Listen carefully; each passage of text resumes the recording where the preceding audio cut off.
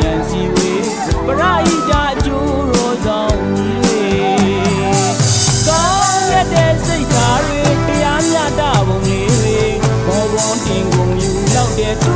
ရဲ့ပြုမှုတွေလူကြီးလူငယ်များနဲ့ညာရှင်များမကြမ်းမေလက်တွေခဲ့ကြရှိ